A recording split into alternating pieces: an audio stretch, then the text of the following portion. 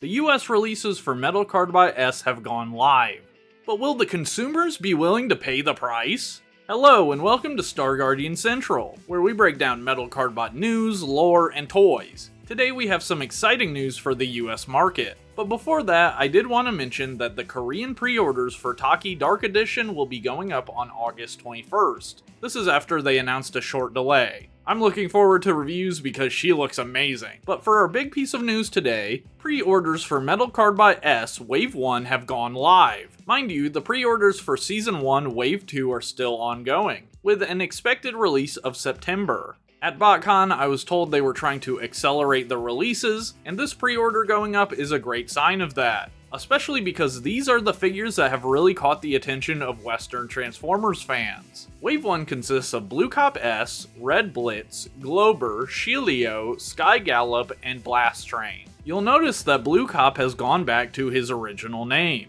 At BotCon, I was told that they would no longer be renaming characters, but previously renamed characters would retain that American name. For example, if there was a new version of Mega Ambler, that toy would still be called Metalert in America. But it seems as though things have changed, and the Korean names are fully taking over, which does make sense to me. I get why they wanted to change the names, appealing to local markets and all that, but it's 2026. We don't need to Americanize everything anymore. Something like Power Rangers, where they rearrange Japanese footage with American footage, doesn't really need to exist in the era of subbed and dubbed television. Plus, it seems as though the Season 2 American dub is using the Korean names anyway, so overall I think this is a good choice, or rather mandate, from Sam G, who wants all the media to be on the same page globally. Before we get into the details, let's discuss pre-ordering options and prices. You can order any of the figures separately, or you can order the bundle which comes with every figure, as well as an unspecified bonus. Though based on the Season 1 Wave 1 bundle, we can guess that it will be an actual metal card, as well as stickers to remove or change the eyes in vehicle mode. This bundle currently costs $251.95. This is the introductory pre-order price. Once the toys are actually shipped out, the price will increase by about 9%, so the bundle will cost $275.95 once off pre-order. All of the individual figures also have introductory prices.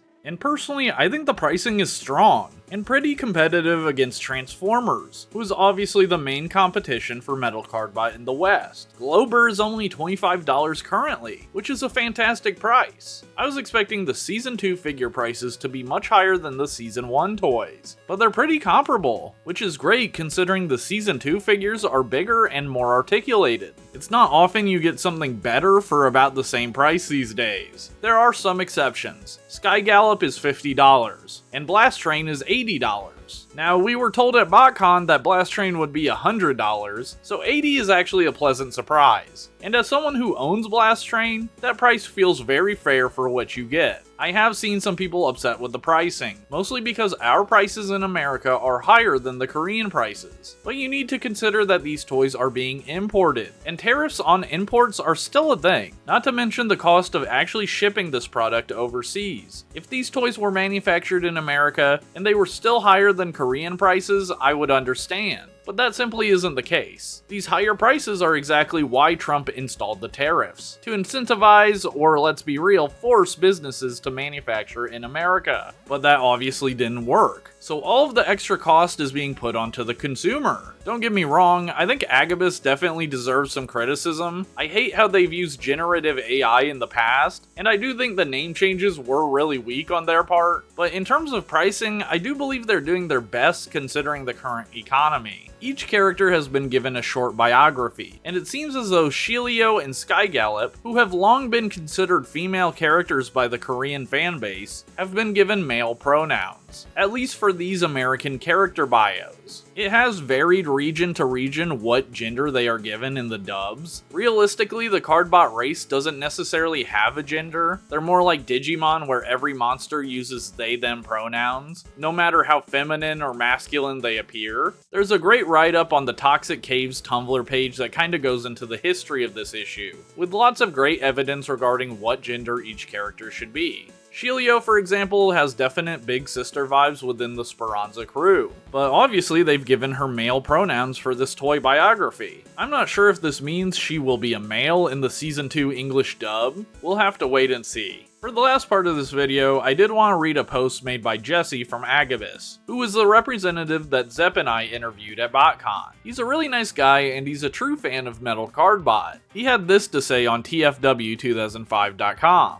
Hey guys, Jesse from Agabyss here. Glad everyone is finding out about the pre-orders. We will be putting out the announcement for everything shortly. We have tried very hard to keep prices competitive/affordable for the toy line as a whole and base them directly on our costs. We keep the Korean retail in mind for comparison and guidance, but our prices will vary from those due to numerous US market factors. Sometimes it will work out that we're less than Korean retail, as in Glober and RedBlitz. Other times we won't be. Not to bore you with the logistics data, but there was a large spike in freight costs this month, and the larger the toy, the more volume its box takes up, the more it gets affected by the higher cost. So SkyGallop and Blastrain ended up here. We are always conscientious of fans and families' budgets, and put extra thought and care into how to make the toys as budget-friendly as possible. Side note, Agabyss distribution is licensed for the Metal Cardbot toys. We make suggestions to SamG for media releases, but it's their final call on how the characters are handled. We base our write-ups on notes we get from the brand team, designers, and showrunners. Moreover, with the launch of Machina Core, there is a renewed desire to create global consistency for how the characters are treated worldwide. All that is to say, SamG supplied us with the characters' pronouns, so those are what we used for the write-ups.